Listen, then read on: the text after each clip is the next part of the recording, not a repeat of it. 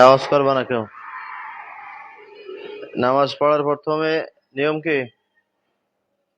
কাতার ঠিক করা। প্রত্যেকের কাতার ঠিক করো। কাতারের গোড়ালি ঠিক থাকবে পিছনে।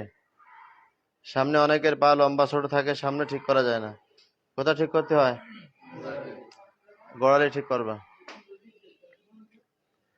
যারটা সে দেখো, আর একজনেরটা দেখবে না, তুমি তোমার পায়ের গোড়ালি ঠিক করো। নামাজের পূর্ব শর্ত হলো কাতার কি হওয়া? সোজা হওয়া। কাতার এলোমেলো হলে কি হয়? দিলের মধ্যে বক্রতা আসে। নামাজের মধ্যে কি হয়? লুঙ্গি ঠিক আছে? প্রত্যেকের লুঙ্গি পায়জামা টাকনার উপরে ওঠাও। একটু ফাঁকা ফাঁকা হয়ে দাঁড়াও, ফ্রি হয়ে দাঁড়াও। সামনের থেকে কয়জন সামনে কাতারে আসো। এত গায়ে দাঁড়ালে তো হয় না। সামনের থেকে কয়জন সামনে আসো। তোমরা একটু চেপে যাও।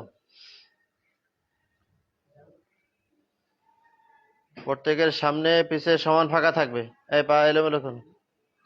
সামনে পিছে সমান ফাঁকা থাকবে।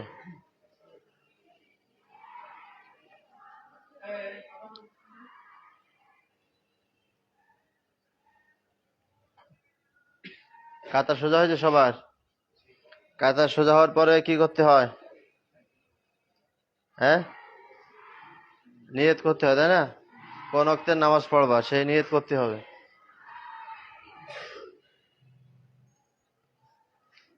নিয়ত করা কি নামাজের মধ্যে?